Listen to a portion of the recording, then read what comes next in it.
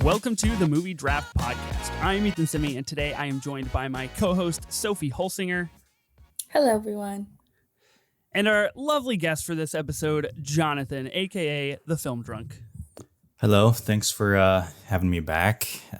It's clear, Ethan, that you really missed me after TIFF, just bringing me back for an episode like so immediately. So I just want to say thank you. I miss you too. Yeah, of course. You know, we broke bread together at TIFF, and the people of Letterboxd caught on to that. And I will just say, I feel like I'm doing them a service by putting you back on this show. Today we are drafting 2014 movies in a regular style draft. Very simple. It's a year, and we've got 6 categories. We've done it before, and we'll do it forever. And today is 2014.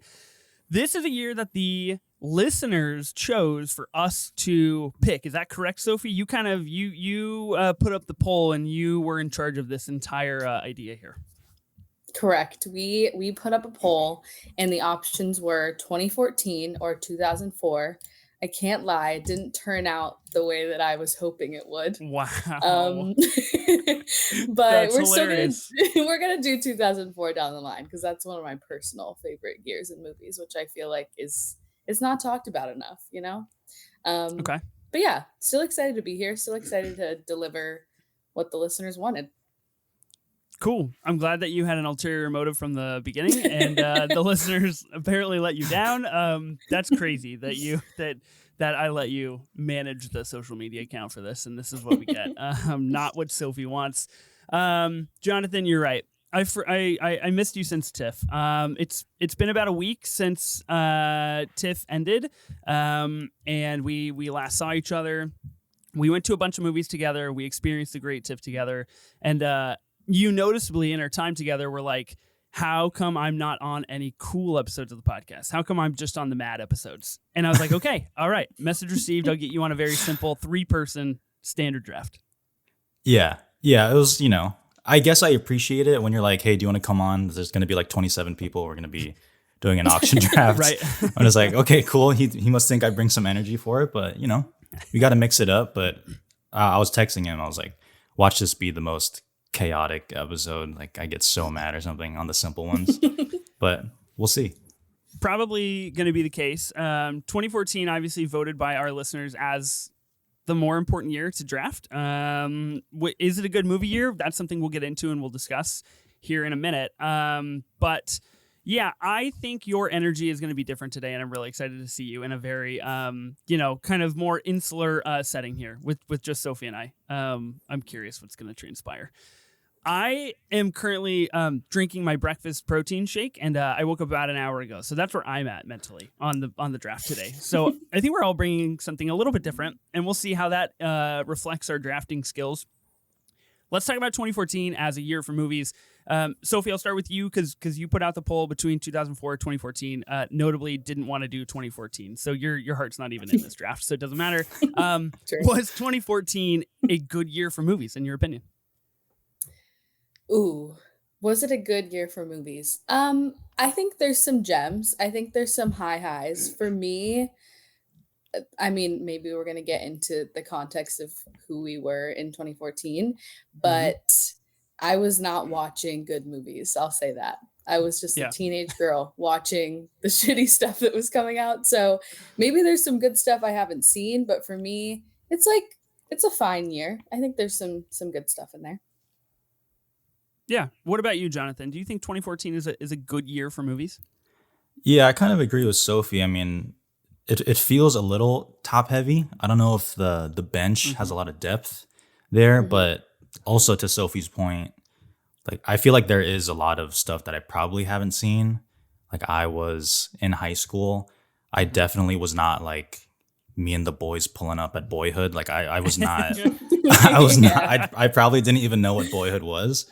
But looking back on it now, there's some good stuff. But yeah. Yeah, I agree with you guys. I think it is a very top heavy year, actually. I don't know if it is a good year for movies, to be honest. Looking at just like what I've seen and what I've logged on Letterboxd and what I've put in like my ranked list that I think is still very public, which again, there's my prep levels for today's draft. I think there's like 5 to 8 like this is a goated movie, and then everything else is like, oof, tough, not great. Mhm. Either a sequel, either an IP, the beginning of IP in John Wick and in The Equalizer, and lots of like smaller things, which is interesting considering a draft, right? Generally something that we will draft bigger movies, more popular movies, more important movies that people have seen, can see the list of what we've chosen for our teams and then vote for that. So I think this will be a really interesting draft in that aspect. I don't think there is a lot of depth in some categories, so it's really going to be interesting to see where all of us go. Of course, there is only 3 of us, so hopefully we don't have to get too deep, and hopefully there is enough to go around here, but we shall see. Sophie, you alluded to it. Of course, I'm going to ask who were you in 2014? Jonathan, you already mentioned you weren't pulling up with the Boys to Boyhood, unfortunately. Not quite there yet. But Sophie, you said you were not film literate, I guess, in the way that you are today. Yes. So 2014, this might be the most important context I've ever given on this draft, because I was a freshman in high school and I was a huge reader. I was reading a lot of young adult novels to the point where I can't believe I'm talking about this on a podcast. I had a Divergent fan account. Wow. The truth comes out. Yep. My online presence was absurd. I was tweeting about Ansel Elgort and Shailene Woodley and Theo James like on the daily. It was because of my love for the book, and I truly was like just excited to see those characters come to life. But I was reflecting on 2014, like this year was just jam-packed full of like young adult book to movie adaptations. I don't know if any of them are going to be chosen, so I don't really feel bad listing some off, but Divergent did come out this year. So did John Green's The Fault in Our Stars.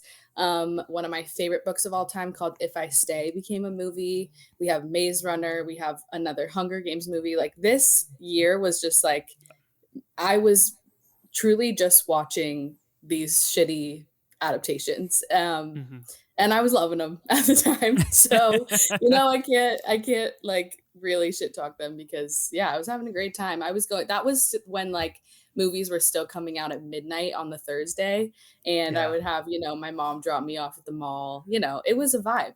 So I wasn't watching Boyhood either. Sure. I've had to kind of circle back on 2014 and watch some of these movies, but that's who I was. Yeah. Just pulling up Thursday at midnight for The Fault in Our Stars. You got your book with you. I was. Book squad? I literally was. And for The Fault in Our Stars specifically, I decorated a tissue box for that. I don't know what that means, but that sounds crazy. Oh my god! because I knew that I was gonna cry. Oh wow! You came prepped. I decorated a tissue box like full of like Fault in Our Stars references, and I brought it to you. Wow! You have to take it first. You have to take crazy. That movie if first. You don't draft A Fault in Our Stars, I don't think you should get any votes. Honestly, I think people should boycott you. Wow. Well, we'll see what happens. That's madness. You're not wrong on like on the book to movie front. I'm still trying to take in a lot of that information. Because that's great. What an awesome time in your life, Sophie. That's really awesome stuff. It was. Jonathan, who were you in 2014? Were you doing the same thing? Were you like pulling up with a decorated tissue box to Fault in Our Stars? Yeah, I can't say we were on the same wavelength in terms of our movie taste, Sophie. I was a sophomore going into junior later in the year, I think. I was honestly just being a fuckhead with my friends. That's like who I really was. Instead of seeing The Imitation Game or Birdman, we were like tying roller chairs to cars for whoever had our license and just like drove around on it. Wow. Jackass making. Pretty much. So I can't say my movie taste was very great.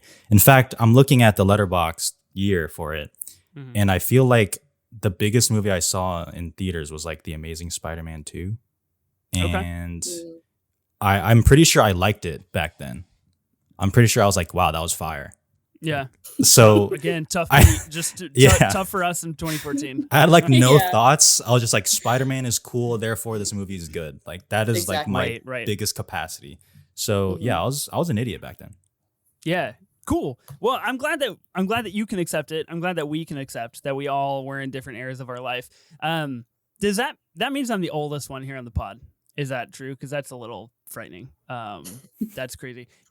Wow. Okay. So, in 2014, I was actually getting married in 2014. I was 20 years old, and I got married really young to my high school sweetheart, and so that's what I was doing. I was living in Portland at the time. I had moved from my small hometown of Roseburg. Had moved to Portland for college. Was going to Portland State, and my wife was up here as well. And we were planning our wedding, and that's what we were doing. So no, I wasn't pulling up to Whiplash and being like, cinema, this is what I care most about in my life right now. So I had a lot of other things going on. I was not a very cool kid in college, I would say. I wasn't like chilling with the homies, like going to midnight premieres or anything. I wasn't going to parties. I was just trying to be done with school so I could honestly be done with school, and then we could just like move on. But that's who I was. So I feel like we are all at exceptionally different stages in our life in 2014.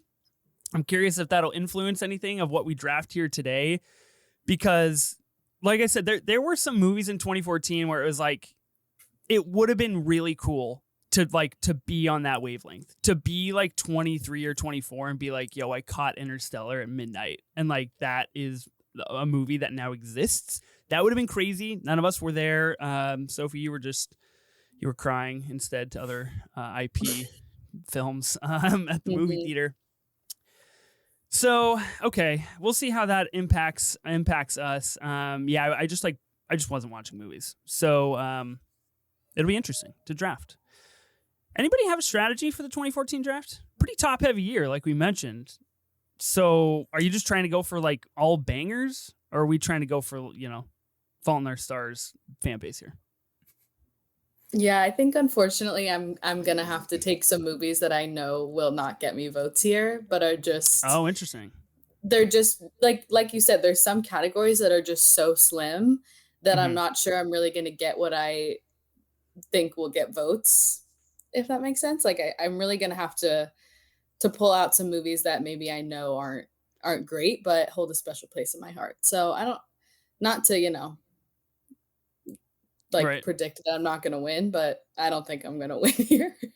It's just Sophie, the young adult draft is actually what we're going into right now. Exactly. The YA novel draft.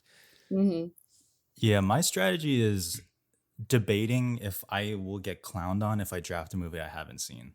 But like I hear. Oh, okay. I'm in the same boat as you, Jonathan. This is interesting. So that's where like I'm debating for myself. Like I can stick true to myself and only do the movies I've seen, or I could be like, I've heard this is good and it fits, so I should take it. But that feels a little slimy to me, so I don't know. I'll see how I feel. It feels slimy to me too, and I'm considering it. So have you done it before, Ethan? I don't remember. We could be the disgusting brothers together, Jonathan. I feel like I've done it.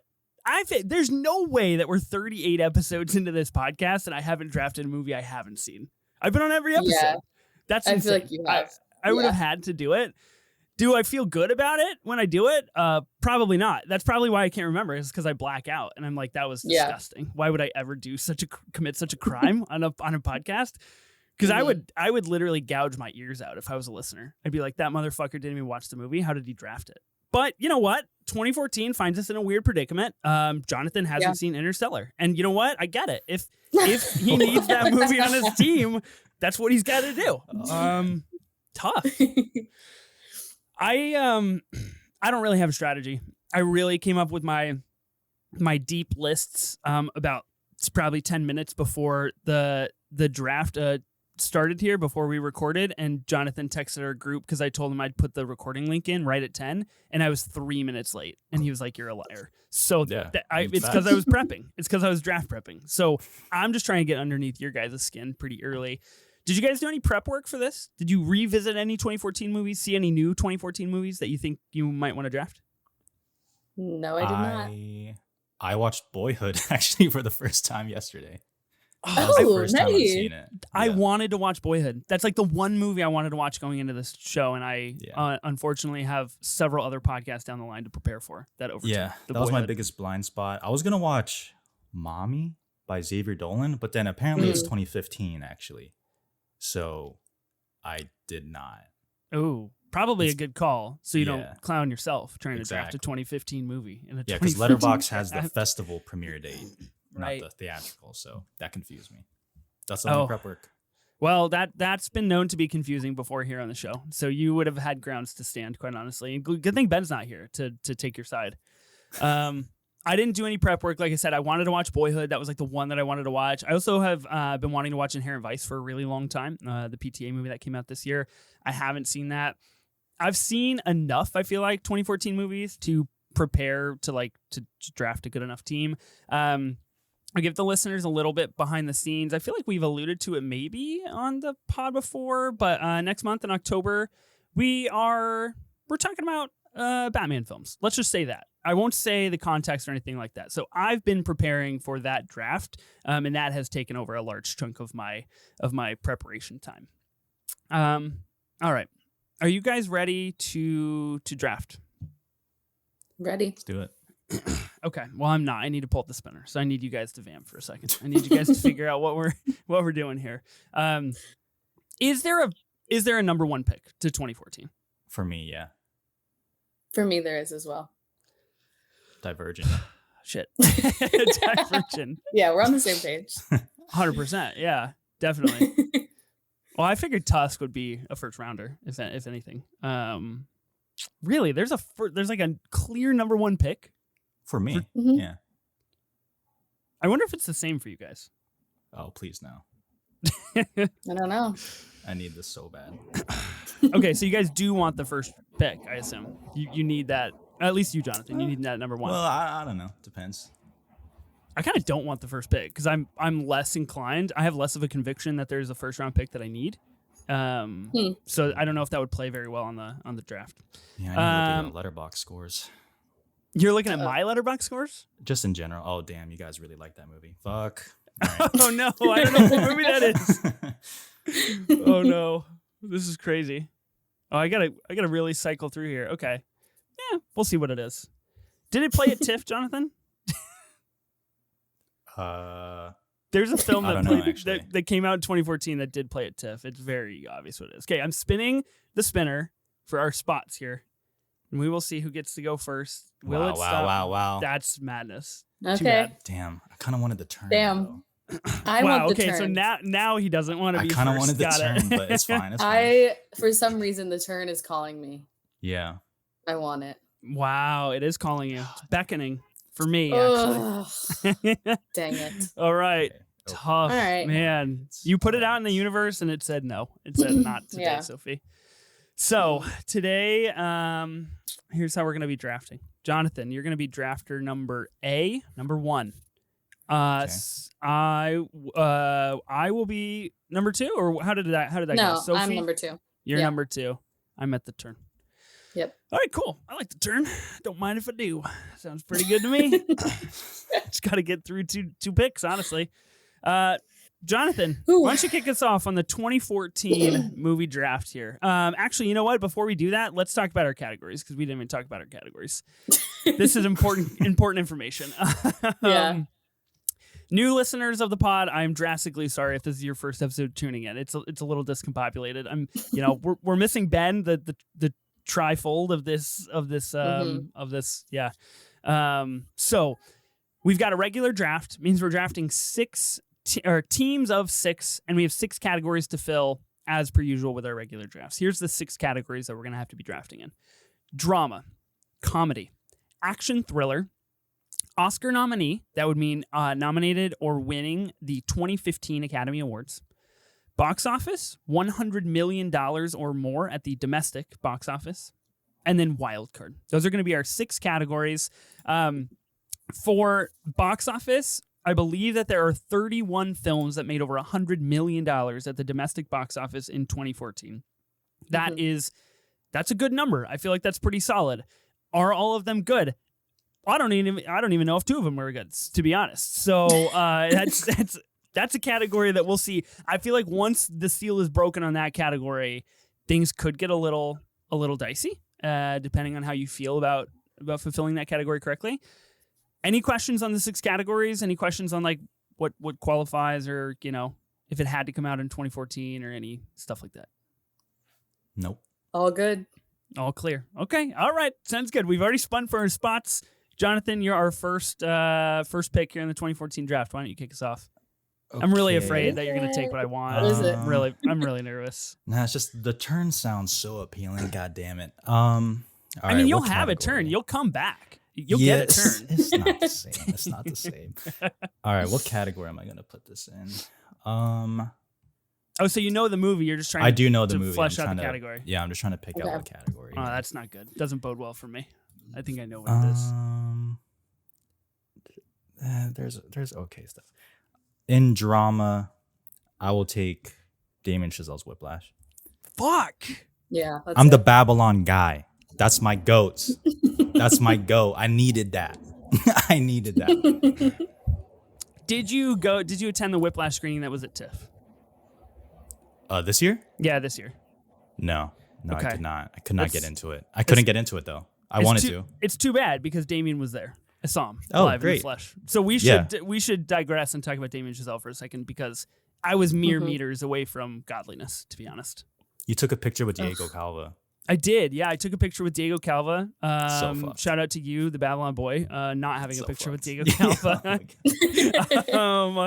Yeah, dude, it was pretty sick. Diego Calva was at TIFF for his new movie On Swift Horses, which I think he's pretty good in. It's a very average film, but he's good in it. He was just chilling. He was on his way to see a movie as well, and that was pretty cool. But yeah, saw Damien. He signed some people's La La Land steelbooks, which I thought was maybe the greatest moment of my lifetime that I saw that happening before my eyes. Didn't get a pic with him though, because he was quickly escorted out. He was literally mobbed outside of the theater. It was crazy. Damn, I would have got him. I would have jumped him. Whiplash, best movie of 2014. Absolutely. Yeah, Best I think it's wow. undeniable. Yeah. You agree? Oh wow, let's go. Yeah. Wow. I feel like the so three of close us, to we're all Chazelle heads. Like he's my goat too. Like it's hard because he only has 4 movies, so it's like hard to say like, oh, he's my favorite director, but like he just hasn't missed in the slightest. He gets me. Me. Wow, I feel so close to you guys right now. This is a big moment for our friendship, honestly, for all of us. Whiplash is undeniably, and I saw it at TIFF. I think it was like my 3rd or 4th time seeing Whiplash. My first time seeing it on the big screen. It's just I feel like this is a really lame way to put it, but it's just kind of stupid how good it is. It really is. It's just kind of annoying because you watch it and you get to the end and you're like, cool. Like I didn't know humans were capable of such art, of such storytelling, of such emotion. It's wild. J.K. Simmons was also at TIFF talking about the film, and that was really cool. He kind of gave some insight into making it. Jonathan, do you have anything to add about Whiplash? Is there maybe like one reason why you like it so much? I mean, it's just cracked. It's just cracked out. Simple. Honestly. Yeah. It really is. It's just everything I like in movies with that genre, it's in there. Mm. It's absolutely in there. And that's my guy. That's my guy right there. Can I ask you guys a Whiplash theory question real quick? Mm-hmm. Do you guys subscribe at all to the idea that Naaman dies in the car accident and the rest is just his post-mortal dream? Just throwing it out there. First I've heard of this, but I've heard of that. Interesting. Damien did bring it up at the Q&A after Whiplash and was like, "That's not it." But we've heard that a lot, and that's not the case. But I get it if that's what you think. Like he denied it, but basically like validated people that are like, yeah, that's the thing.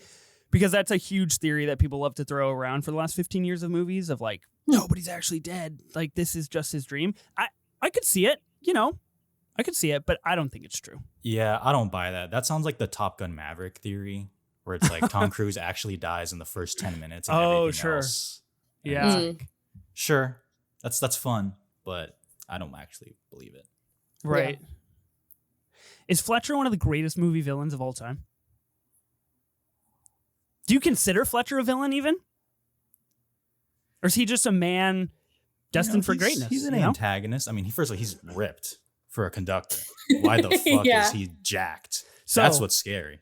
This is interesting. They mentioned this at the TIFF Q&A. They cut a part of the movie, and I don't know like if this is, I'm sure this has been reported on or is somewhere else. They cut a part of the movie where we see Fletcher back at his apartment, basically working out and listening to a record. And that gives us a little background as to how his life is so structured and why he is so ripped is because he runs his life like a military, right? Like he believes in such clean and intense rules about how we maintain ourselves and how we maintain our lives. And so like that would have given people a little bit of a background. One of the producers of the film had said like they immediately knew they had to cut that because it gives you too much information about Fletcher. And that's the magic of Fletcher is that you don't get that information and you don't need that information for him to be so effective. But yes, Jonathan, long way around. He's ungodly in his physical appearance. That's terrifying. Film. Right? That is he's just working out with the record playing as a oh my god, that is so scary. What the hell? That's what I'm saying, man. Villain. Whiplash is good. I'm officially like derailed. We're at the first pick, and I kind of just like want to wrap and go watch Whiplash again. This is not a good state to be in. Sophie, do you have anything to add to the Whiplash conversation? Because we're not going to come back to it. So get it out now. Get out your Damien takes. No, I mean, I think this is a perfect movie. Like La La Land was the first Chazelle movie that I ever saw, and then just immediately ran to Whiplash and was like, wow, like he must only make perfect movies, because to me, like those were both just like movies that were so formative for me. And like, I think Chazelle just has such a like clear voice, and he makes movies that just feel like they were made for me. And he's kind of the only director that I feel that way about. So he will always hold a special place in my heart. And I need him to announce something here pretty soon, because I need something to live for. Yeah. What's the deal with his prison movie? Is it real? Is he really making a movie about prison? Yeah, I think it's real. But like, okay, I need more. Yeah. We need some details. Yeah. I need a casting announcement or something. Mm-hmm. Yeah. A lot hinges on the first person that gets released for casting for the new Chazelle film. Just gonna put that absolutely. Out there. Yeah, Whiplash, perfect movie. Damn, it's got a 4.4 on Letterboxd. That's too low. Too low. 5.0 straight? Is that what you're talking about? That's like for the people who give Whiplash 4.5. Yeah, I just don't know what more like the movie could do. It's one thing if you just straight up don't like it. But if you're like, this is great, 4.5, I just don't know what else you want. Totally true. Yeah, I'm with you. It's the same people that rank Babylon like a 1.5. I'm like, what more do you want? This is cinema. Like those aren't real people. Yeah, those exactly. are just not real people. Good. Okay. Good. This is the safest Damien Chazelle space that I've ever been in my life, and I just like I don't want to leave the door quite yet. I don't want to walk through the exit. It feels comforting. I know. Let's feels just like keep home. talking. Is Whiplash your favorite? Favorite Chazelle? Yeah, we don't have to get into like a rank, but is Whiplash your favorite? No. Yeah, Unfortunately, I'd have to say that La La Land is still my favorite because it's the first one I saw it in theaters. It was like very beginning of like, whoa, movies, like this is really cool. Yep. Wow, and it's so aligned. It just like stuck with me forever. So like you know, as they say, you'll never forget your first. That's just kind of where that's at. Yeah. So true. Honestly, I feel like Babylon has kind of creeped up for Yeah. me too. Like, I think I might like it more than Whiplash. I don't know. Preach it. Wow. Preach it. Where's our yearly Babylon's theatrical release? That's what I want to know. God. Where Yeah. are we at, AMC? Get it together, you know? Yeah, because Put it back made on the so big much screen. money the first time. Yeah. Hey, I'd go see it. That'd be like Of $21 course, I mean, for a ticket right Absolutely. Yeah. there. God. We cannot digress into a Damien Chazelle Babylon Defender pod right now. We have a draft to take care of, guys. This is crazy. I feel like I found my people. Jonathan and Sophie, I love you guys. This is amazing. All right, Sophie, you're up for the second pick of the 2014 draft. A mere 30 minutes into this recording. Yes. Here we are. So I know what movie I'm gonna take as well, but the thing is yeah, I don't know what category I want to take it in. Oh, another one of those problems. Yeah.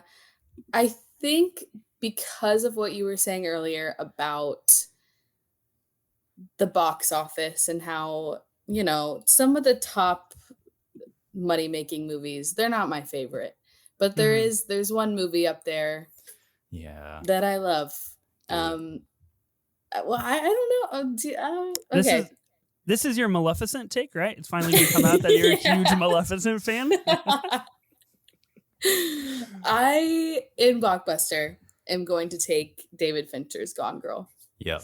Damn it! That's correct. No, I literally thought you were going to go a different direction. I was like, I'm going to fucking snake Gone Girl. Nah. Oh, no. Now, like David Fincher is my guy. Like if Chazelle's number 1, then Fincher's number 2. Like the one too. God. Like I have been a Fincher girl. It's one of those things where like The Social Network was one of my first ever favorite movies. And I was so young that I was like, oh, then David Fincher is my favorite director because he made my favorite movie. But then as I watched more of his movies, I was like, do I love David Fincher? And the answer is yes, I do. And Gone Girl is a masterpiece as well, in my opinion. It's been on the brain a lot recently because of Ben Affleck and his marital, things being in the news.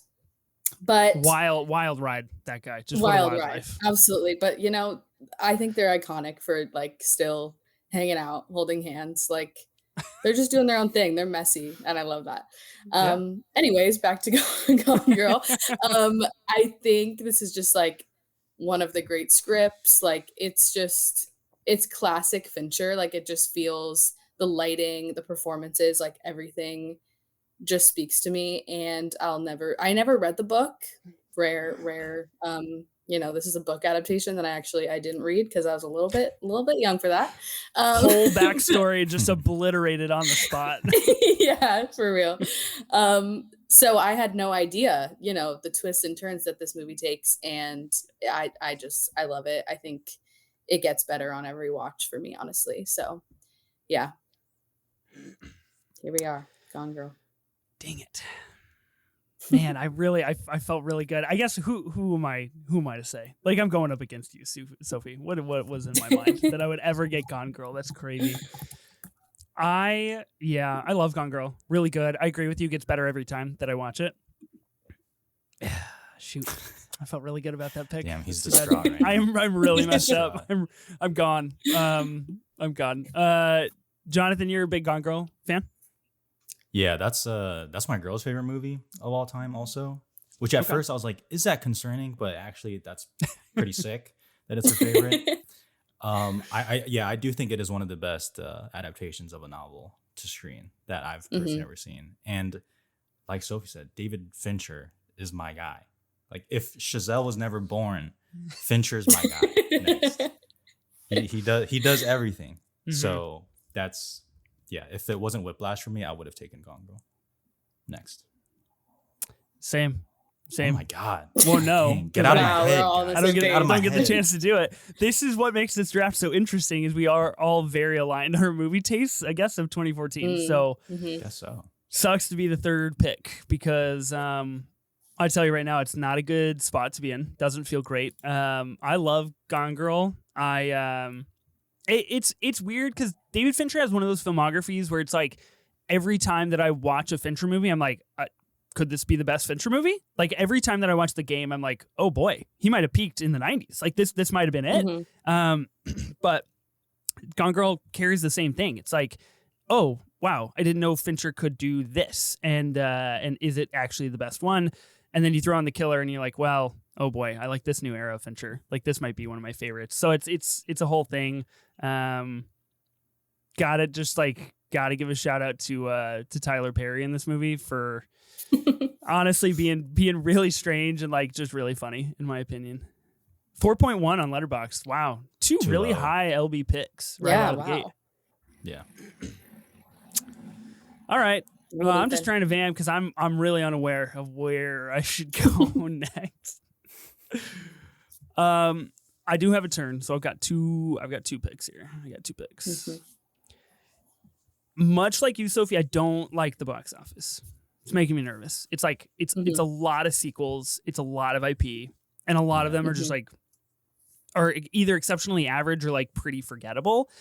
So I do think I'm gonna go in there. I think I'm gonna go with the box office.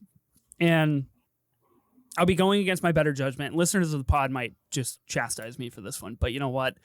Two goats being picked already. I've got to level the playing field here, and I've got to find the people. You don't even like this movie. I got to find the votes. It's not if I like it or not. I'm drafting a team. I'm not drafting a team of movies that I like. I'm drafting a team that I think will win, and people will say, yes, that's the best team of 2014 movies. So I will be taking Interstellar in box office. I think this movie is not good. Let it be known. Oh my! But I'm taking it for my team. I gotta have it. It's the only thing in box office that is appealing to me in the slightest. That's crazy. We had dinner at Tiff, and he was like just trashing on the third act of Interstellar. Actually, I was, yeah, for real, for We real. talked about it. That was crazy. I remember Lame. that. But you know who doesn't care? The people that just see the graphics and don't listen to the pod. Yeah, that's To those fair. people, I Exactly. say, please listen to the pod, but also go with your gut. Vote for the guy that picked Yeah. Interstellar. I respect it, kind of. Thank you. I don't. You're trying to win. I don't. Because I do feel you like even like this movie? I do. I think Interstellar works, and I like. I don't that's know. the I problem. don't think. Okay, I don't think it's near Nolan's best, like at all. Like I don't think it's in my like top 5 Nolan, honestly. But I think that the emotionality, like it works for me, and I think things like the score and like the camera work, like there's just stuff in this movie that I think is effective. And yeah, it's confusing. Yeah, it doesn't really make a whole lot of sense, but it doesn't really matter to me because I have a good time with it. So It's a really good rebuttal for like any kind of movie. You're like, I don't care. I had fun. Like look, I'm being honest. It's a great rebuttal because like I can't say anything about that. I think it is a remarkably effective movie, and the scope is unlike anything else that we've ever seen like put on film. But to me, it is like the third act just like doesn't work whatsoever. It is Nolan falling into like the Nolan trap of like, let me just explain to you because I'm pretty sure you don't get it. But I wonder if Matthew McConaughey is not as good as he is in several of these scenes. I don't think this movie like works whatsoever. I think like he's like the linchpin, keeping it floating a little bit. I still don't like the movie, but what are you gonna do? It's Interstellar. People love Interstellar. You know, got to go for the people. Shameless. Just I got no- unabashedly shameless. I got no problem. You know, it's a 4.4 on Letterboxd. Whew. Got to Yeah. find that hive. I've given these 3 movies we've taken all 5 stars. Wow. So- wow. And like Interstellar, I actually agree with almost like all the criticism thrown at it. But like to Sophie's point, I just have too good a time. Like it's too Sure. cool for me. So like a 5-star doesn't mean it's a perfect movie. That's not what the 5-star means. So, Really?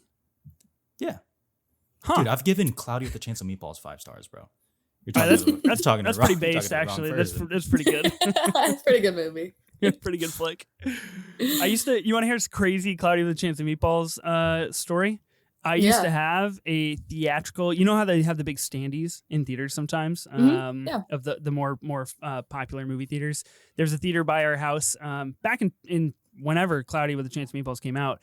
They had a massive standee, and I asked for it, and they gave it to me. So I kept it under my bed for the longest time. It was just, whoa, it was like that's sick. fucking probably 15 feet long. It was like 12 Oh feet my tall. god. It was Damn. awesome. And then I put it under the bed. And then whenever we decided to do a big deep clean several years later, I was like, good times. Had with the standee, threw it out. It was crazy. That's it. That's insane. I like Cloudy with a Chance of Meatballs though. Good flick. Boy. All right. So I've locked up the Interstellar Christopher Nolan heads. I feel good about that. That's probably a big voting body. They're a big voting body. So now the question is, what category shall I go to next? because I do have a turn. I'm the first one with a turn. Where should we go? I don't know. I feel like there's a pretty obvious pick here. Oh. I don't know. I just feel like, at least personally, this movie is ranked pretty high on my my 2014 rankings. So I kind of got to go with it. I'm going to be taking, let me make sure I know what category I'm taking this in first. Where did it go? I lost it. Oh, okay. I will be taking Birdman in Oscar nominee. 9 nominations, 4 wins. This is, I think, one of the best movies of 2014. I recently rewatched it for the first time in a long, long time after a much more broad appreciation of film. And I was like, whoa, this movie is crazy. Is it Academy Awards bait? Yeah, sure. A little bit. I could see that argument for sure. Is it unlike anything Michael Keaton's ever done? Absolutely. And I really do think it is a great film with deep, dark, really disturbing thematic cores that work ultimately. So I'll be taking an Oscar nom. I don't like this movie. Oh my God. Well, it was fun being friends while it lasted. I don't know. Yeah. Maybe I need to revisit it because, yeah, I haven't seen it in many years, but I just remember getting a headache from all of it. Like the performances, the camera movements, like it just wasn't for me. Yeah. But I'm happy for you. Okay. All right. This will get you votes. Like it will. Yeah, facts. It will. Yeah. I already There's have a the high votes of about that. Interstellar, so that I'm not really concerned about more votes. I genuinely liked Birdman. And I guess that's a hot take nowadays, but what are you going to do? I like Birdman. I loved Birdman when I first saw it, but I have not revisited it in years. And I feel like the movie has gone down in my estimation since then. Okay. But I'm still pro Birdman. I like Birdman. I think there's a lot of good stuff here. And I don't know. It's just like, I really do think a movie like this is kind of what we always ask for with big actors and like Edward Norton, Michael Keaton, Emma Stone less so, but like you could put Zach Galifianakis in this where it's like, do something different. Do something you guys have never done before. Do something that is like truly, truly unlike the auteur side of things. And this is what that is. Didn't Inarritu do this and Reverend? What was the other movie Revenant. that he did? The Revenant. Yeah, The Revenant. Back to back years. Back to back. Yep. That's worth something. I like Birdman. I think it's pretty cool. I love the part where he runs into the theater and he's like got a gun and it's like the very end of the movie. It's pretty good. Yeah. All right. I feel really good about those 2 picks. Except that I've lost Sophie's confidence. But what are you gonna do? That's okay. It's the price of winning, price of fame. Back to you. Back to me. Okay. I am going to be selecting in action horror or action thriller, whatever we said that category is, because there's really only one movie that I like in this category. Listeners know I'm not really someone who enjoys action, and there aren't many horror movies that I've seen from this year. So I will be taking It Follows, which is a movie that I absolutely adore. I have such a clear memory of in high school watching this movie at a lake house with all my friends. It was such a good vibe. Like, it's just such a good suspenseful horror film. And I feel like I'd never really seen, like, I don't know how to phrase this. Like, I'd only really seen like shitty horror movies, like movies that you just kind of like throw on as like a popcorn movie. But this actually felt like developed and interesting, and it was simultaneously suspenseful, and it scared me. I think it has great performances, and I'm really excited for the sequel that we're apparently getting. I don't know when. But yeah, I really love this movie, and I have great memories with it. So have you guys seen this one? Yep.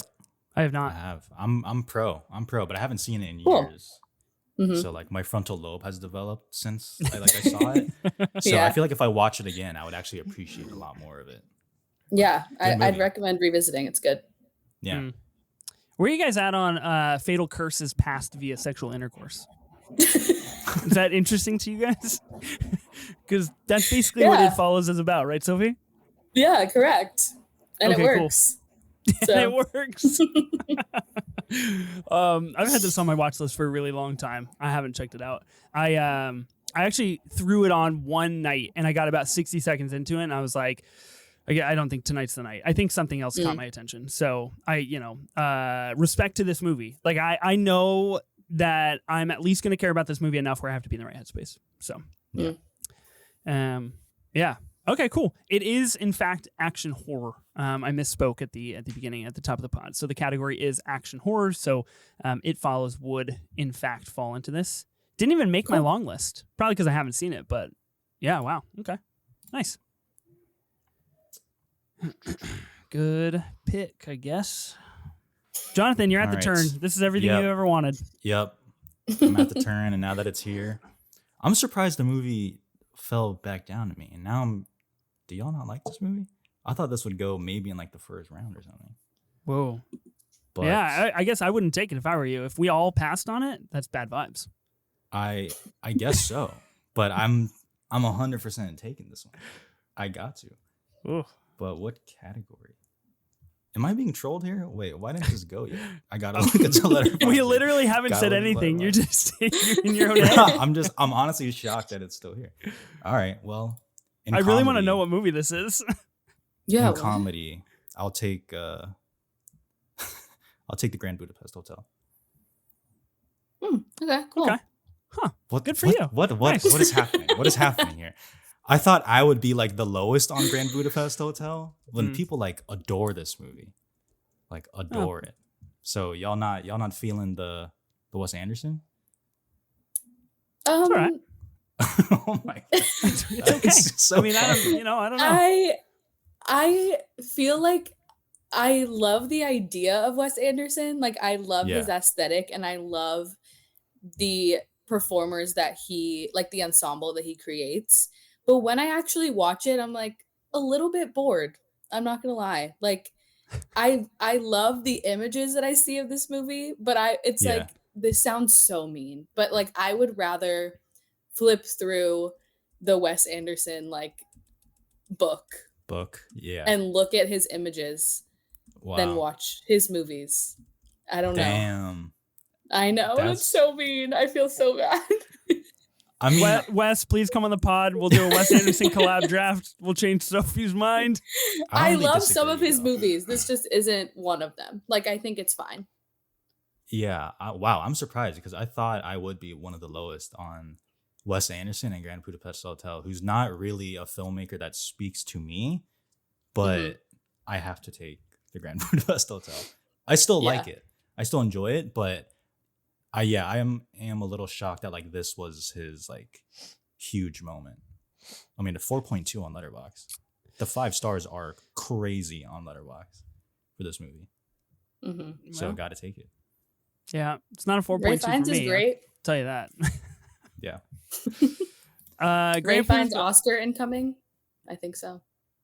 Oh, really? For Conclave, you think? This year? Oscar nom. Yeah. Whoa, Oscar nom for sure. Oscar nom, yeah. Jonathan fell asleep during Conclave, though, so I wouldn't take his advice. Look at these lies. Grand Budapest Hotel, 9 Oscar nominations, 4 wins. No denying that it was a big deal. I think it's just like a perfectly okay movie. It's been a really long time since I've seen it. It wasn't very high on my like power rankings for this draft in particular. Wow, fair enough. It's hard to turn your nose at the cast though. I'm not gonna do the Sean Fantasy, but like you can read the cast for yourself. It's crazy. Yeah, it's absurd. Ralph Fiennes, F. Murray Abraham, Adrian Brody, Willem Dafoe, Jeff Goldblum, Harvey Keitel, Jude Law, Bill Murray, Edward Norton, Saoirse Ronan, Jason Schwartzman, Léa Seydoux, Tilda Swinton, Tom Wilkinson, Owen Wilson. Pretty good. It's crazy. It's crazy. Tony Revolori. Good actors. All good actors. It's crazy. Okay movie, though. You definitely could have waited. You definitely could have waited. Yeah, I guess. Fuck me.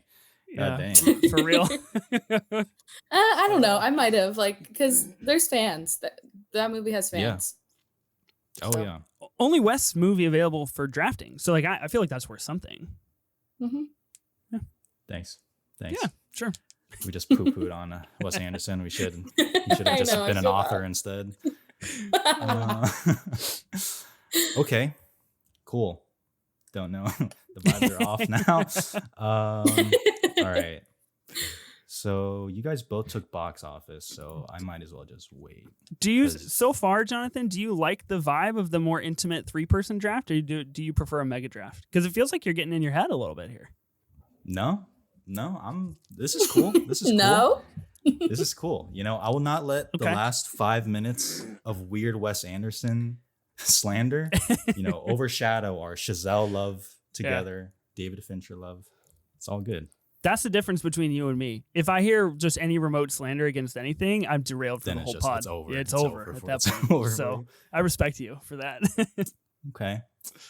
All right, I have another pick. It Follows is off the board, which I probably would have taken next. Yeah, action is really hit or miss for me. Because I do think there is a thing as like too much action where I'm like, even if it's really Mhm. cool, I'm like kind of Mm. over it.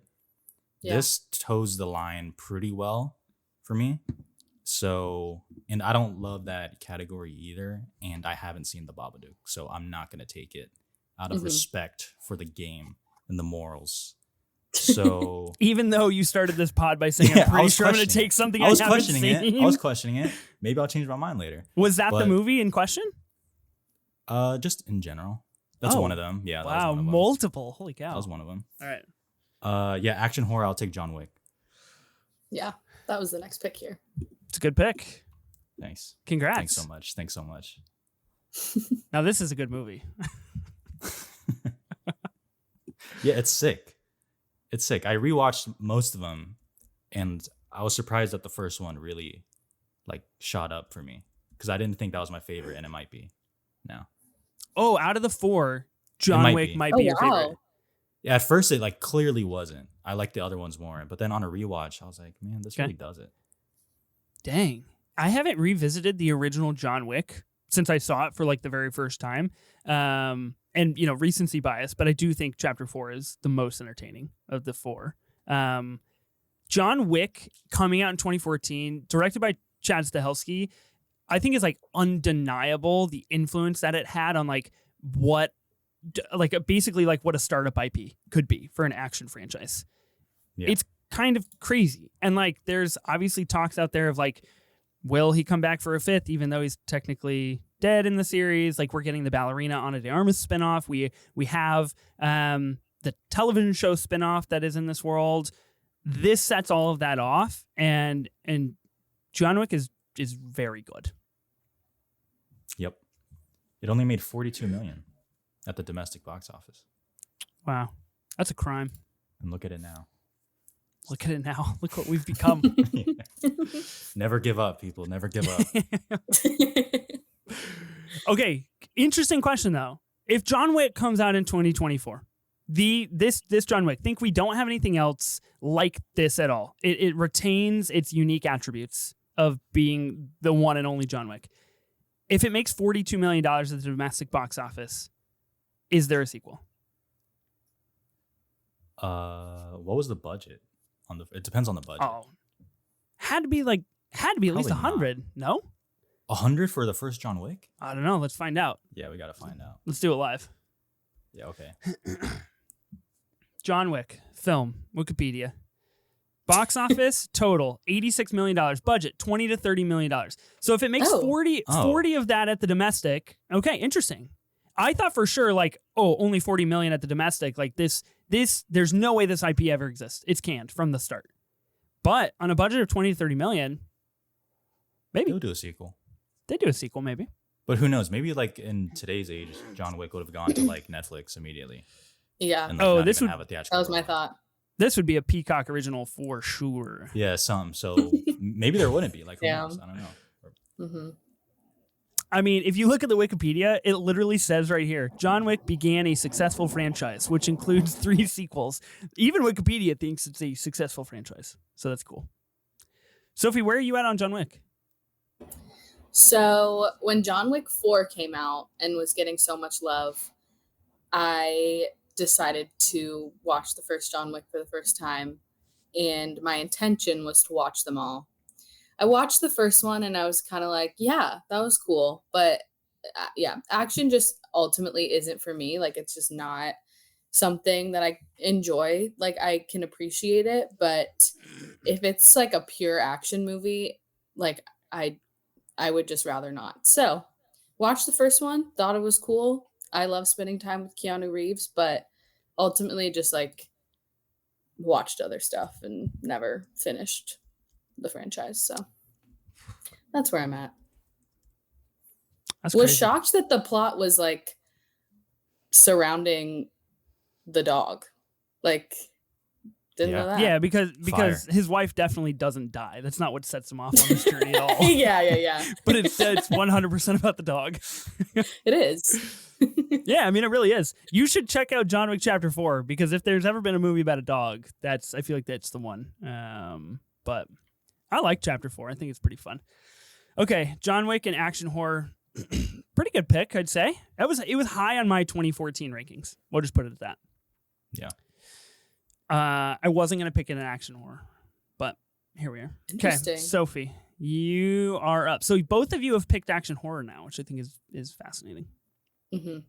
I didn't. And I was regretting my It Follows pick for a second, but now that Jonathan said he would have taken it, now I feel better. Because I didn't know Ethan hadn't seen it. Like, I could have waited a little, but it was really the only one that I wanted. So Yeah. Huh. Well, it's back to you to maybe pick another movie I haven't seen. I'm actually going to take something that you've both seen. In Oscar nom, I'm going to take Boyhood. I have not seen this film, recall. So you indeed have. You picked another film. haven't? I have not seen Boyhood. Yeah, I know. What? I know. Me being the Richard Linklater guy that I am, the Ethan Hawke absolute apologist that I am, I have not seen Boyhood. I haven't found the time to strap in for it, to be honest. Yeah. Like, completely It's a honest. sacred experience. It's long, yeah. Exactly. It's a sacred experience. I haven't, like, my stars haven't aligned to attend that service of church quite yet. Okay, well, I'm taking it. Sorry to deflate anything you're going to say about Boyhood. No, it's fine. It's funny because I love Boyhood, but Richard Linklater like just has so many good movies that this ends up being like maybe one of my least favorite of his. But I think the idea that it exists and like the audaciousness there is like just so cool. And I'm really excited for him to do this thing where he's like filming over many, many years with Merrily We Roll Along, because that's one of my all-time favorite pieces of work. And yeah, I think I haven't seen Boyhood in a really long time, but I mean, Richard Linklater is another one of my like core guys. And if there's a movie of his on the board, I have to take it. So,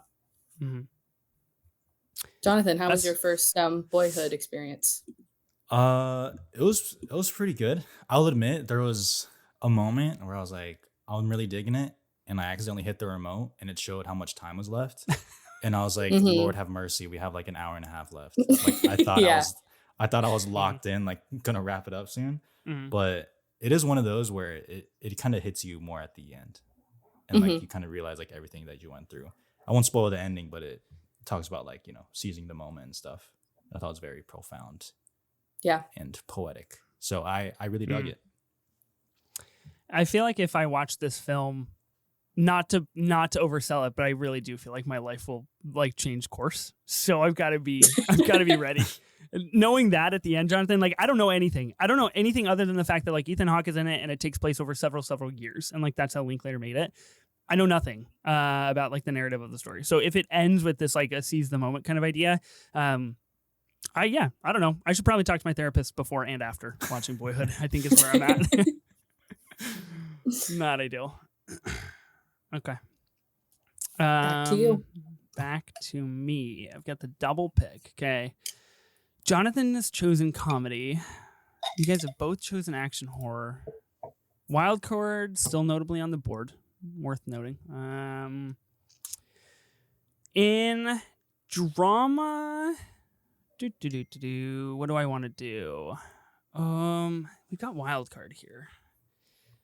Okay, so in drama, well, hold on. I need to vet this. I need to make sure it's a dramatic film because I don't want to do this thing again where I draft a movie and you guys are all like, "That's not a drama." So you gotta give me a second. Because funnily enough, it's very much in the same vein as a First Reformed type genre pick. Oh boy. I know. Yeah. Okay, great. It is classified as a drama on IMDb. I will be taking Nightcrawler in drama. Damn it.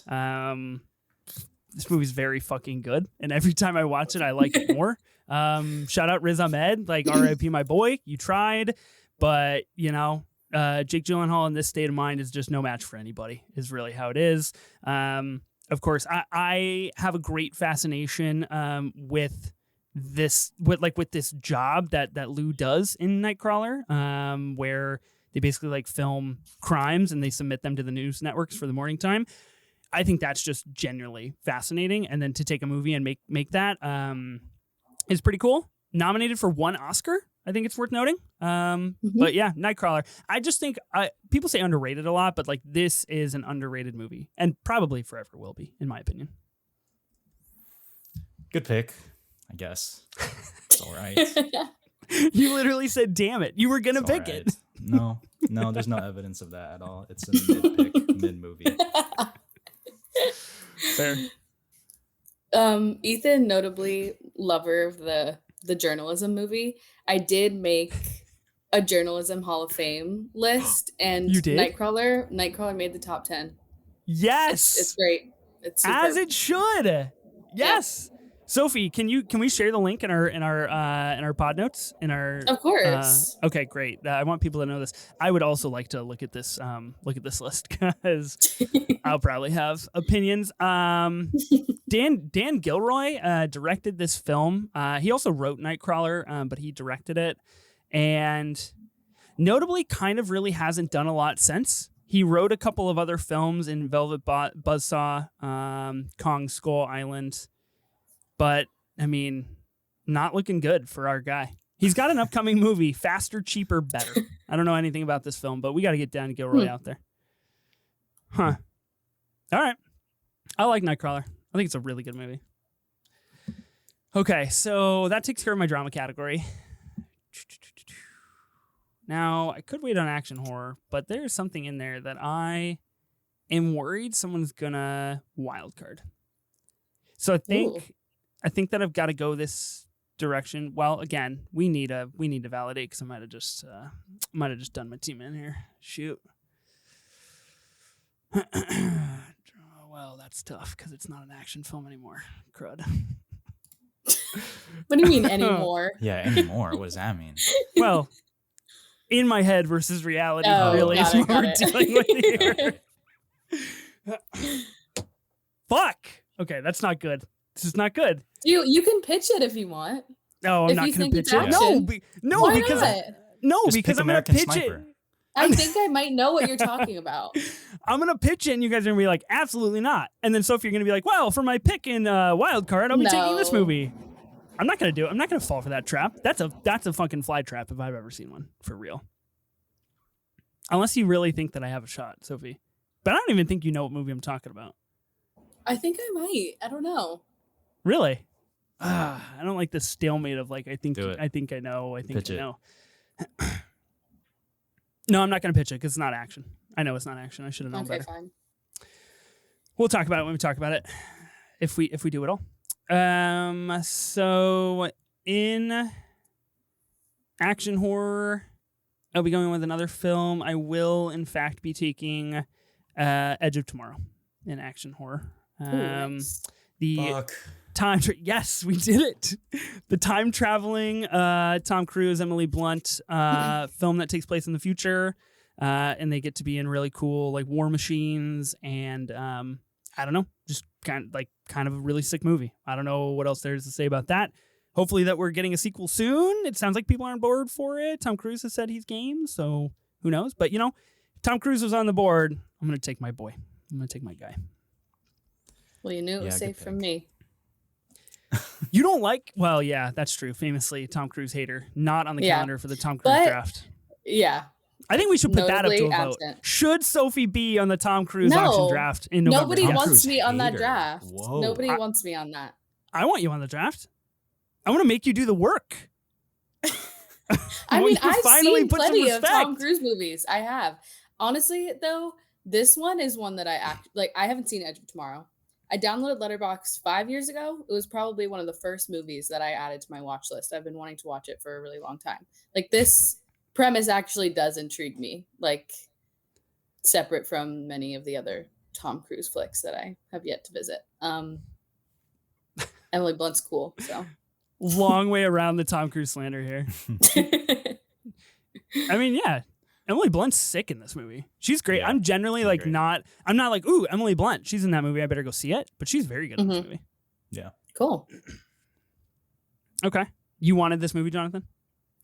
Thinking about it, maybe. I don't know. It's okay. Yeah, I think it's really fun. Back when Doug Liman made good movies, in my opinion. Okay. I'm not a Roadhouse guy.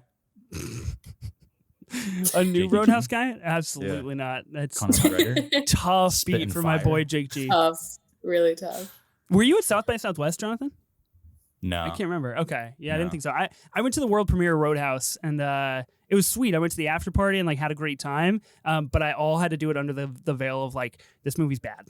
Sorry, guys. Yeah. But you know, I had a good time hanging out and drinking free Roadhouse themed That's all that drinks. matters.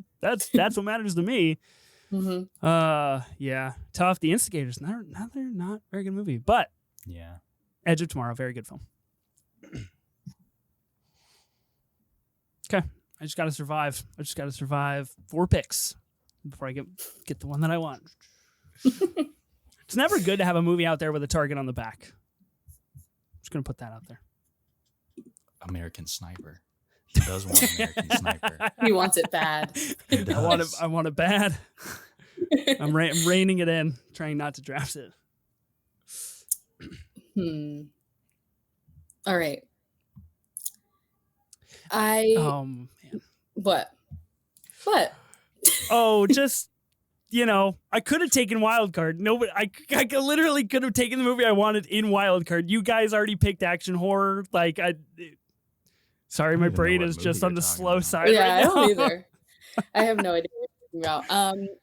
But I'm gonna take a movie that I am a huge defender of. Like, this is one of those movies that I don't know if I rate it that highly, but it's like a comfort movie for me. I'm gonna take The Imitation Game in drama. I love this movie. Like, I think it's Benedict Cumberbatch's best performance. I think he's so good in this. I think all the supporting performances are amazing. I mean, it's like a war thriller and it's incredibly entertaining. The score is one of my favorites ever. I throw it on all the time.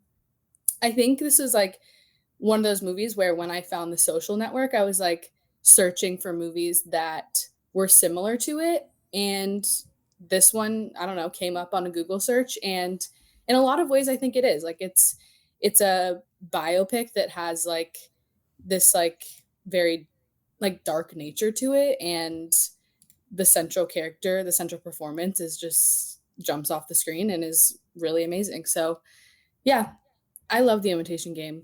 I defend it wholeheartly very often. So Wow. I thought I was going to be the only one who liked that movie. So I was like, I can wait on this one. Like, surely no one else really likes The Imitation Game. nah, it's great. It's so good. Burned again. Yeah. Wow.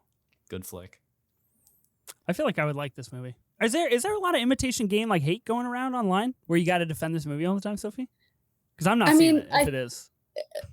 I mean, Benedict Cumberbatch got nominated for an Oscar, and I think people were like, "Oh, interesting." Oh, okay.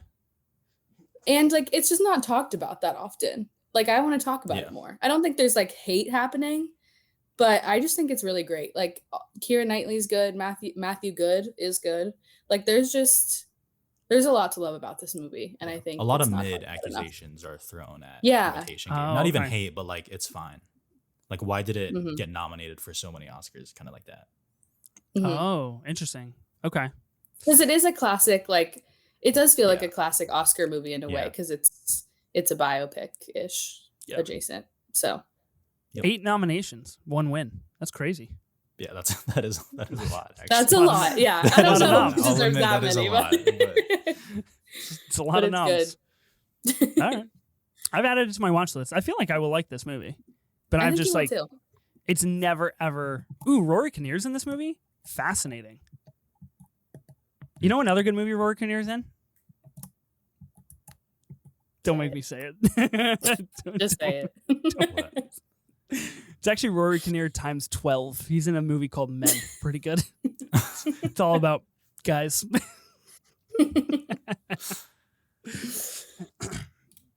All right. You've got a turn, Jonathan. Damn. All right. Last few picks have been a little brutal for me. Mm-hmm. Cannot lie.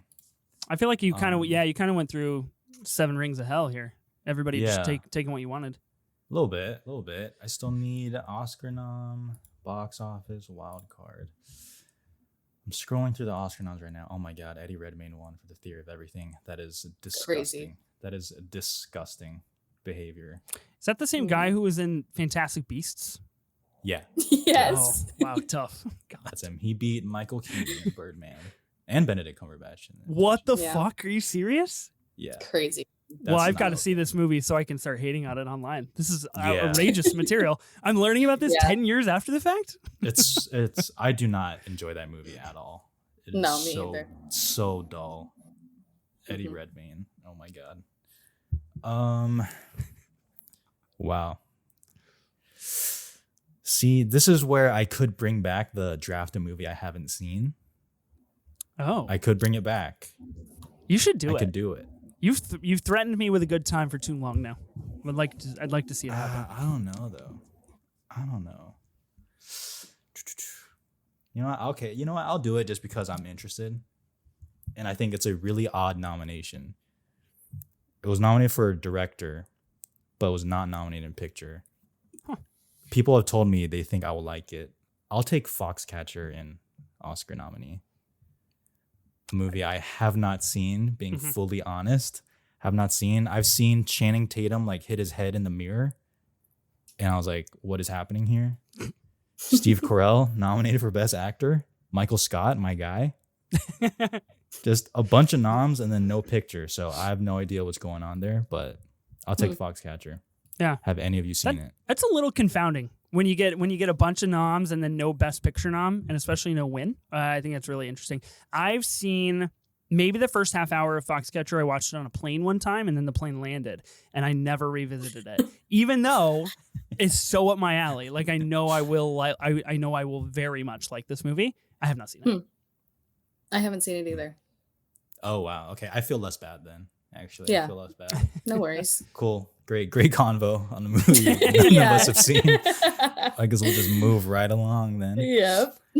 And you're taking Foxcatcher in Oscar nom, is that Yeah. correct? Oscar nom. Yeah. Okay, so yeah, and I mean it looks intense. Olympic wrestling champion brothers, Yeah. little multimillionaire deceit going down.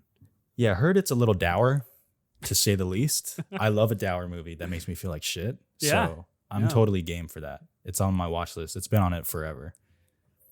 Well, As long okay. as you pull a Ben and you watch it before this list comes out online, then you're safe. You're safe True. from What criticism. if he hates it though?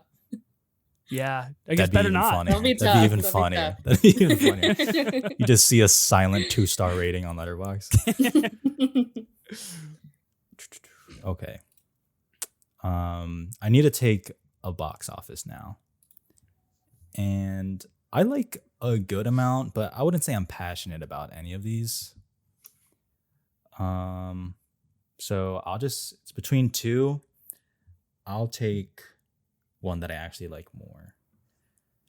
I'm a stand for Dawn of the Planet of the Apes. Nice. Nice. I think that's my favorite out of the recent trilogy. I think that Mhm. one's my favorite. Oh, okay. Matt Reeves, good filmmaker. Very good filmmaker. That's my Very opinion. good. Good filmmaker. Mhm. Koba, or whatever the fuck his name is. What a fucking asshole. Whatever the fuck is What a fucking asshole. He's so savage though. He just shoots those people after pretending to like be a dumb little ape. That's just such a grabs the gun fucking and sick scene though. Are you blasts kidding him. me? It's so sick. so good. It's so good. I was like, oh my God, what is happening? He's like, Oh fuck my you, God. idiot humans. Yeah. Like it's that great. was nuts. That was nuts. I watched the entire Caesar trilogy of this, like of the Apes trilogy, gearing up for the new Apes film, which I thought was unfortunately a disappointment. But Dawn of the Planet of the Apes was the very first Planet of the Apes movie I ever watched. And so like to go into that and be like, oh, wow, these are actually really good. I thought was pretty exciting. Yeah. I like Dawn. It's a good pick. Thanks. Yeah. Nominated for 1 Oscar. Yep. That's interesting. Oh, Visual effects. Okay, and you're taking that in box office? Yeah. Dawn. Okay. How does the Caesar trilogy go again?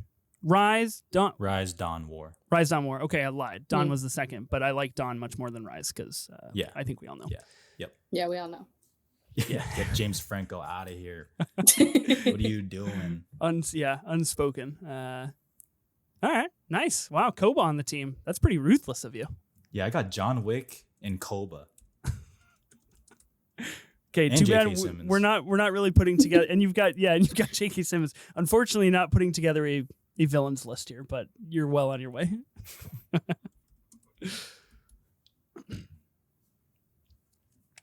All right, Sophie, you're up. All right. I'm up. And I don't know if I'm shocked that this is still on the board, but I guess I don't really know how you guys feel about this movie. I'm going to take a movie from another one of Jonathan and I's guys, Sir Paul King. I'm going to take Paddington. Oh my God, I have my whole thing set up to end on Paddington. God damn. Nah, I'm taking Paddington. I'm taking Paddington I should in have known. comedy. I should have known. Yeah. Gosh, what a great movie. Like the Paddington and Paddington 2 are just, they're so wholesome. Just a young Peruvian bear traveling to my favorite city in the world, London. God. You can't, just because you do 2 weeks in a row, like trying to comp for your slander of London, it doesn't work. It's not the same. Paddington is so good. What do you know about Paddington, Ethan? What do you know about Paul King? I know 2 things. One thing that I know is that Nicole Kidman is the quote-unquote villain. Ben told me this last week on our 24 Minutes of A24 episode, and that sounds intriguing to me. The second thing I know about Paul King, he's made a movie called Wonka. Is that not correct? And Wonka is maybe the worst film I've seen in the last 10 years. Oh So, my God. that's That where is we're at. so Okay, dramatic. no. That is No, literally no. so dramatic. Absolutely not. Oh my goodness Oh my gracious. God. What is happening? Bro. I wouldn't. One of the greatest flicks of this decade. I wouldn't Jesus have Christ. Wonka adjacent things on my team. I mean, Oh, you wouldn't my catch me dead. Goodness, honestly. the slander. Let's pivot right now to a Wonka discussion. How about It's that? it's Yeah. crazy. Yeah, Hour. you want to know what's crazy is that I am forced to listen to the Wonka soundtrack on a constant basis in my home Good. because my Forced? very cute young 4-year-old daughter knows every word to Taste. pretty much every song. Yeah, and you're bobbing your head to it. Don't lie. You're Yeah, like I know you're seething, but secretly you're No. like bobbing enjoying your head. To I it. actually literally lock myself in my office and I say, "Tell me when it's over," and I'll come back out into the living room. No, the secret ingredient, dude. The secret ingredient. You obviously don't have it yet. What is it called? A hat fair of despair? A hat full of Oh my sadness? God. What's it called? Yeah, a hat full of despair is the song. Wonka. Hat full of dour. Yeah. No. Ugh. Oh my goodness. That was crazy. That was a crazy sentence. The worst thing in like 10 years. Come on. Come on. I gotta Oh see my Paddington. goodness. Haven't seen it. No. Oh, I don't so want you to see good. Paddington anymore, actually. I actually you don't don't want to see deserve the Paddington. love of Paddington. Yeah. For real. What if I see Paddington and I give it like a 2-star and I'm just like second worst thing Paul King Not ever made? possible. I'm blocking. Blocking you on every social media. Like my number erased. Everyone's Deleted. gone. Why did Jonathan change his number? There's this one guy didn't like Paul King. This one guy didn't like Paddington. I'm pretty sure I tear up in Paddington like 10 minutes in. Mm-hmm. That means nothing to me. I literally don't care. Oh, if you watch Paddington the first 10 minutes and you're like, I feel nothing, bro, I'll be praying for I you. might queue up Paddington tonight. Honestly. Like, You that can sounds literally say awesome. anything in the world right now, and I don't care. Like, it doesn't change my thoughts on Paddington. I had 2 weeks to watch Paddington for this draft. Didn't watch it. That's about all you need to know. Damn, Mike. I should have known Sophie was going to take Paddington. Totally forgot. Totally forgot. Wow, the Wonka slander, Paul King slander. This is what I have to deal with. Dude, rhyming chocolate with isocolates and pocklet. I mean, it's God, that just like unreal. literally makes my brain It's smooth unreal. over hearing It's that. It's so like, oh fire. God, what are we doing? Oh man, Wow, that's crazy. fuck. Tough. Wouldn't want to be you guys. Okay. You've chosen Paddington. Basically the same movie as Wonka. All right. Paddington and comedy. Okay. I've got my turn. And I've got wild card and I've got comedy. And then I will see out my team. Comedy, I don't know. I'm a little tough on comedy. I feel like there's maybe not like a ton of things to choose from in comedy. Mm-hmm. For this year. Hence why I've got to kind of vet around, because if you Google like best comedies of 2014, Google will just literally provide you with anything. It's a nightmare. So we've got to vamp for a minute so I can figure out exactly where I'll be going in comedy. But I do know where I'll be going in wildcard. I'll be taking a movie that I recently saw in IMAX for the very first time. Another film by Alex Garland. I'll be taking Ex Machina in wildcard. I think this is one came of the out this year? That was that year? 2014. IMDb. No 20 way. 2014. No, absolutely not. No way. Guys, This would have what do gone you- first It says round. 2015. It says 2015. I'm literally reading the IMDb. 2014. It says 2015 when I'm looking. Okay, hold on. I'm going to Yeah, pull this up is Wikipedia. April 24th, 2015. Wikipedia. Ex Machina is a 2014 science fiction thriller. Oh, April 10th, 2015, United States. Yeah, Wow. you thought It We premiered got- at London We in have December we've 2014. got to get IMDb and Letterboxd on this pod. This is apprehensible stuff. Are you I kidding can't me? believe you thought this would be here still. Ex Machina would have been gone. Oh, That would've like, been I don't going in know, the first guys. I don't round. know. Because you guys Ex just Machina spent 10 minutes masterpiece. talking about how good Wonka is. I don't know. Oh my Yeah. gosh. Dang, bro what the thought he could hell? have sneaked Ex For Machina. real. Are you that, kidding that me? was never going to happen. I thought it was like No. I thought it like literally one of the best picks ever on this show. That is You thought- 2015. Then why does everywhere say 2014? Because that's the festival release date. That's the Yeah, festival. It says festival. London. It says London premiered in December 2014. Mhm. Wow. Well, but we have really got to restructure how we determine when movies come out. Yeah, This no, is I abs- agree. This is absurd. Absolutely absurd. Festival releases should not count. Like Sing Sing is not a 2023 movie, Thank you. even though I saw it at like it's 2024. We need to get Mhm. on the same page here. Wow. I guess the American Sniper pick is looking more enticing as we go, isn't it? Fault in Our Stars. A movie that noticeably hasn't been picked yet. What's up with that? Well, there's one more pick. coming up Sophie, for what's Yeah. up with that? I have one pick left. Okay, well, I got to be honest with you guys here. I got to be honest with you guys. I got to be honest with the listeners. I've got to do a little bit of research real fast. I've got to make sure that I'm picking movies that come out in 2014. Because now Yeah. I'm ruined. There's Maleficent, Penguins of Madagascar. Okay, let's see here. Let me. God's Not Dead came out in 2014. Good one. Made a lot of money. It's crazy. Do you guys hear that? The Passion of the Christ getting a sequel. I did see that. He's back, and he's madder than ever. Yeah, man, he's risen. He is risen. He's risen again.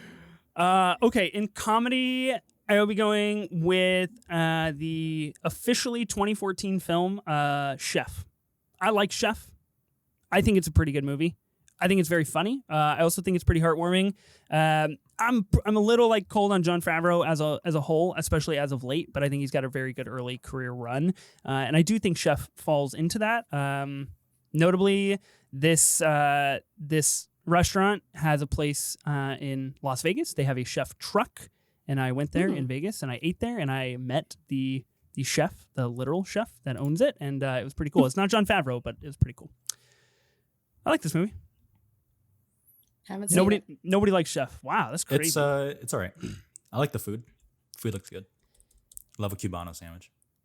I do love Cubano. Yeah, where are you at on Cubanos, Sophie? Are you pro? I don't think I've ever had one. You've never had a Cubano Dang, sandwich? Pretty good. Pretty good. Wow. No. That's crazy. Guess I gotta go get one at a bodega and watch Chef. I think you do. I don't know if you need to watch That sounds Chef, like but that sounds like a good weekend activity. it really does. I don't know. I just felt like comedy was pretty slim, to be honest. It is. Not an Yeah. Anchorman. Is Anchorman 2 2014 or no? I don't know.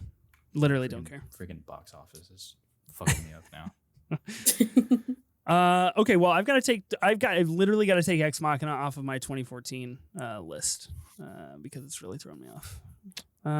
Okay, wild card. There's a couple different directions we could go for wild card here. Of course, we've got Captain America: The Winter Soldier on the board. Most notably, one of the best Indeed. MCU movies. Is it? Sure. Not a very Is it- high is it bar. though? But Okay. I mean, it ain't no multiverse of madness, but Exactly. For real. Exactly. Jesus Oh, Jonathan, Christ. you are just my soulmate. Like, this is crazy. I had so much fun with you guys in the beginning, and now you've kind of paired off, and now I feel like I'm on an island here. Yeah. Oh man, I really don't know where to go. Fuck. Okay, I will be going with a movie that see this is the hard part. It's like Captain America: The Winter Soldier. People see that, they vote. I feel like that's a vote getter, right? yeah. Yeah. The other movie that I want, I think is like remarkably better than Captain America: The Winter Soldier, but like nobody's seen it. Nobody Take that one. Nobody votes. Go with your heart. You have Interstellar, bro. Yeah, that's true. That's true. You're good. You're good on the votes. Yeah, we can each have a heart pick. Yeah. What?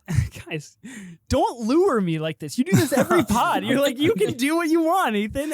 I'm literally up against you guys here.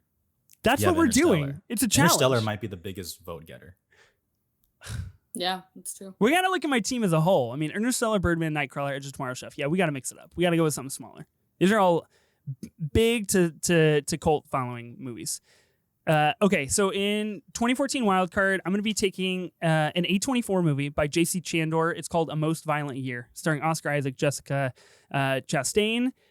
I think this movie is quite excellent, and more people need to see this movie. Basically, it takes place in 1981 New York City, one of the most violent years in the city's history, and about Oscar Isaac trying to expand his family's oil business and doing so in less than morally sufficient ways. Let's just say that. It is really good. It's really dark, and it is exceptionally sexy. So this is a good movie.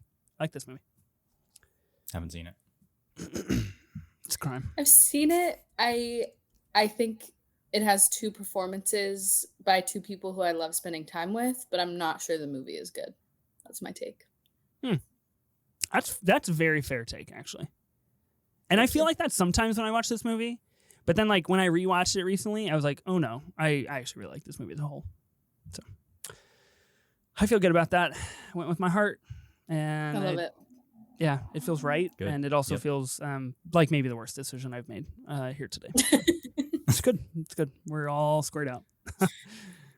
Okay, Sophie, you've got one more pick, and then Jonathan, you I got one do. more pick.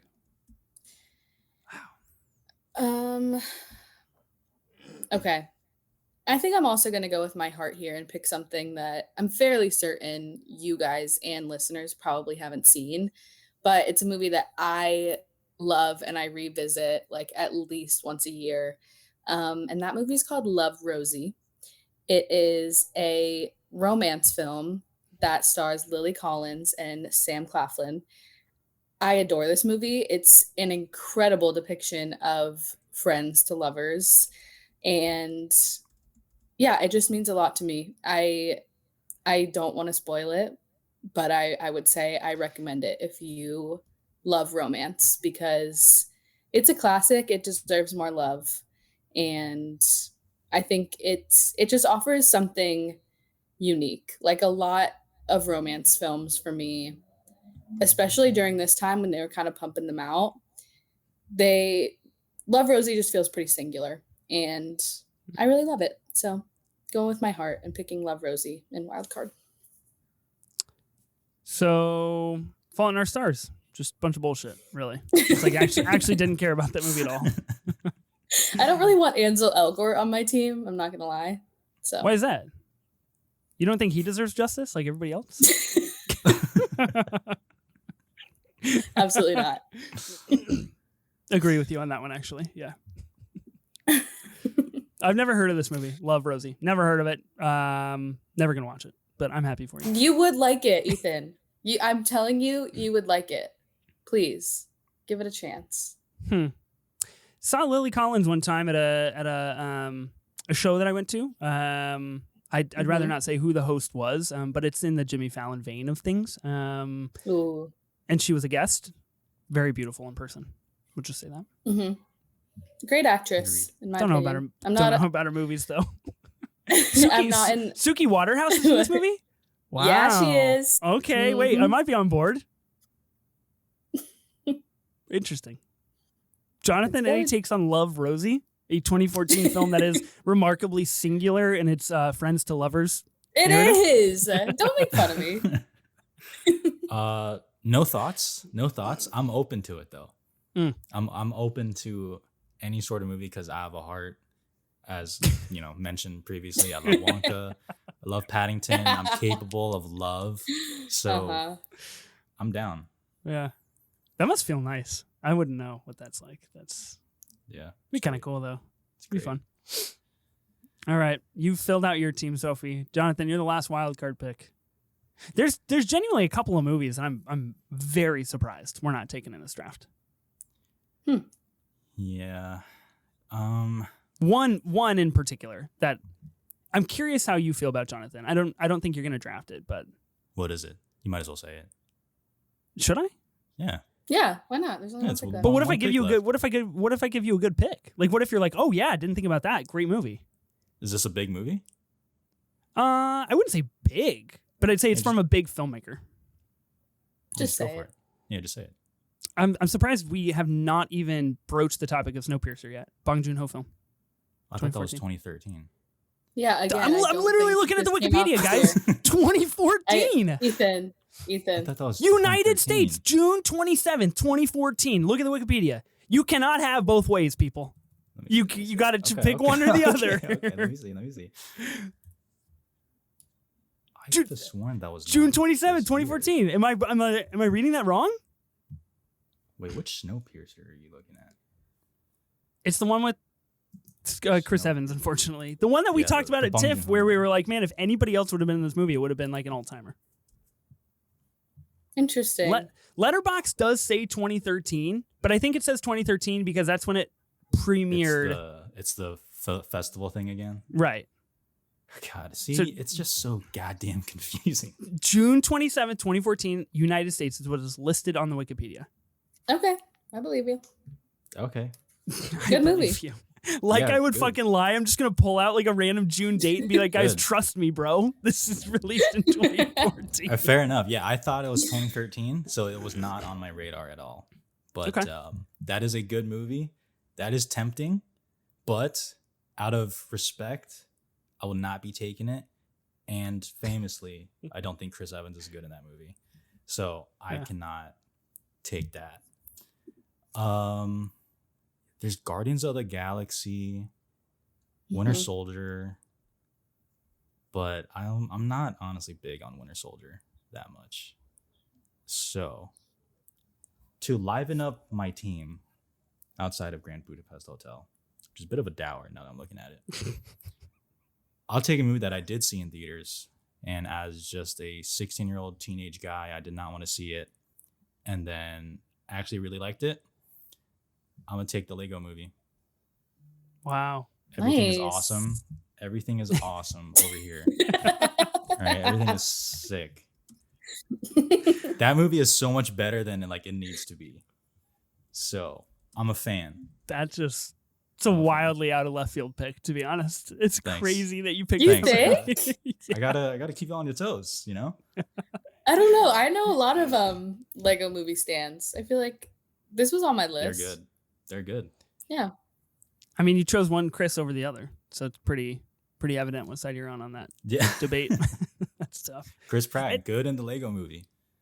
Yeah, but sure. I mean, it's a good movie. It's a good movie. It wasn't even in my ideas for this draft. Oh boy, here we go. Charlie Day's in that movie. Good one. That's crazy. It's kind of absolutely ridiculous voice cast. We'll just say that. Mm-hmm. Yeah, it does. Wow. All right, we've done it. So instead of picking Paddington, you picked the Lego movie. That's the next closest thing. What am I gonna do? Winter Soldier? No, that's good. true. At least you stayed in the same vein. At least you stayed in like the same genre. I'll give you that. Okay, cool.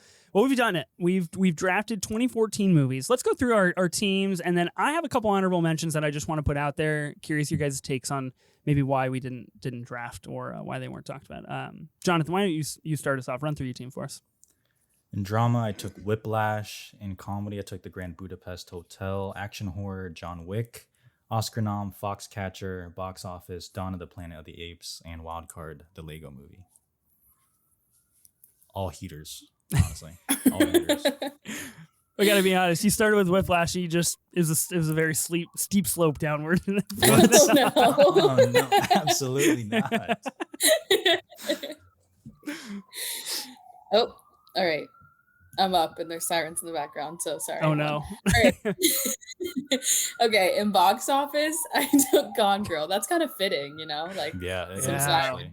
They knew, they knew the whole time. Yeah. It's so bad. Okay. In action horror, I took It Follows. In Oscar nom, I took Boyhood. In drama, I took The Imitation Game. Great film. In comedy, I took Paddington, another great film. And in wildcard, I took Love, Rosie. In box office, I took Interstellar, pretty famous Christopher Nolan flick. In Oscar nom, I took Birdman. In drama, I took Nightcrawler. In action horror, I took Edge of Tomorrow. In comedy, I took Chef. And in wildcard, I took A Most Violent Year. I feel pretty good about our teams. I feel like we all were individually spiced just enough where, where we have a little bit thrown in for each of our squads. There were some movies that I definitely wanted to quickly mention. Jonathan, you mentioned Captain America: The Winter Soldier. I think that'll probably go off as one of the biggest movies undrafted here in this draft. Yep. Following in the same vein, Guardians of the Galaxy came out that year as well. A couple MCU movies that are undrafted that a lot of people consider some of the best. X-Men: Days of Future Past, a very highly revered X-Men movie, undrafted here. Snowpiercer, like I mentioned. The only Paul Thomas Anderson movie, Inherent Vice, gone undrafted. I haven't seen it. I heard it's like pretty mid, but it's still PTA. Tusk. I wanted to put Tusk out there. Would any of you have considered drafting Tusk in action horror? Haven't seen it. Haven't seen it. We should do a live watch, Sophie, where you watch Tusk. I feel like you would just absolutely detest that movie. Okay. I like Tusk. I think it's fun. American Sniper, good movie or no? Haven't seen Actually, it. I haven't seen it, actually. I haven't seen it either. I haven't seen it. I, for a brief moment, considered drafting it so I could have Bradley on my team. Just so I could say, like, hey, he's home. But I didn't feel like it warranted that. Any other movies? Frozen came out this year. Big animated film. Pretty weak year for animation, in my opinion. It's like Frozen and Big Hero 6. Those are like the Frozen two came out in 2013. Excuse me? Frozen came out in 2013. Well, you better I'm take sorry that. to call you out once again. You better take that up with Box Office Mojo because they've got it on their 2014 domestic. Oh, because it came out in December. November. Oh, wow. Well, Frozen, big movie. Made money the following year, even. Big movie. Wow. Yeah. Turns out I run this pod. I don't even know what the fuck what's going on when movies come out. How to Train Your Dragon 2. Better than Frozen. Wow. What? I don't think you're right on that one, but you guys. I love Frozen. Stands? I'm a Frozen defender. Yeah. Yeah, Frozen rocks. Shit. Frozen 2 was the very first movie I ever saw with my Regal Unlimited pass, and I skipped work on a Friday afternoon to go see it, and I was a lone 20-something-year-old male laughing at the 90s rock ballad in Frozen 2. Dang. That's crazy. This is where we diverge, Sophie, with Frozen. Yeah, sorry. I have younger sisters, so the power of sisterly love Oh, okay, gets me. okay. Yeah, that's fair. Yeah. That's fair. Important film in my house. Anything else worth mentioning that came out in 2014? I thought that maybe What We Do in the Shadows would get taken. That's not really same. my sense of humor, but I thought maybe that would get taken in comedy. A movie that I think maybe only could have gotten taken in Wildcard, Over the Garden Wall, the animated film.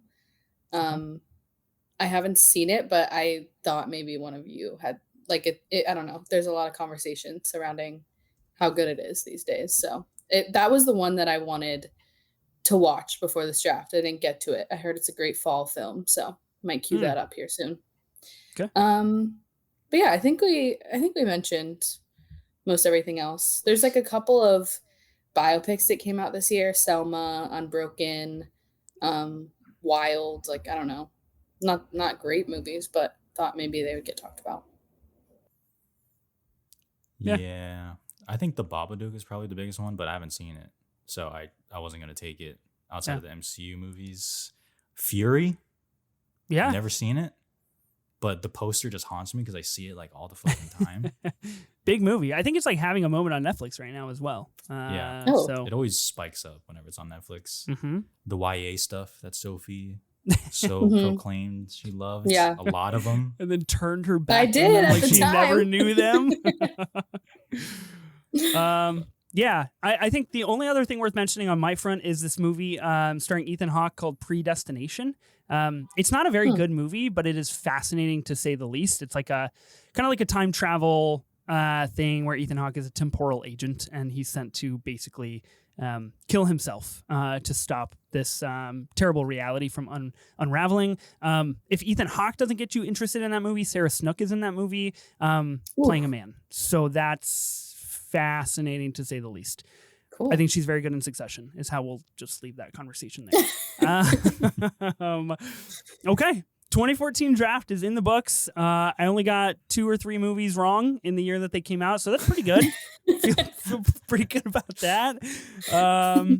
Jonathan, thanks for joining us on the draft. Do you prefer the 3-person or the mega drafts now that we've completed the draft? I don't know. I feel like this was like a much clear like through line, of like our goals and what we're talking about. Auction draft, it is like all over the place, which is good. This is a good to mix it up. So I'm a fan of both. Okay. Well, we'll only have you on for mega drafts from now on. Okay, great. So Great. I'll cherish this moment while I had it. Yeah, sure. enjoy it while it's here. Thanks for joining us, man. If people want to find more of you, where can they find you at? Yeah, well, thanks for having me again. People can find me on YouTube, Twitter, Letterboxd, Instagram. Just got the film drunk. I should pop up.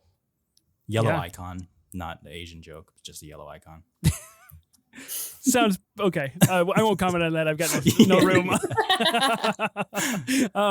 Sophie, thanks for being a co-host with me. As always, I appreciate it. Of course. Special shout out to Ben's partner, Ashley. Happy birthday. We were recording this on her birthday, which is why Ben could not join us for this draft. And a special shout out to the listeners for choosing 2014. Thanks, guys. If you think that we should put out more polls of like years that we should draft, let us know, because I think that was a pretty fun exercise for us, even though Sophie disowned it from the top. And that's okay. That's something I've gotten used to. Not my pod, not my year, that kind of stuff. Yeah. So nothing new. Be sure to listen and subscribe to the Movie Draft Podcast on Spotify, Apple Podcasts, or wherever you get your podcasts. New episodes will be released weekly on Tuesdays. We'll see you then.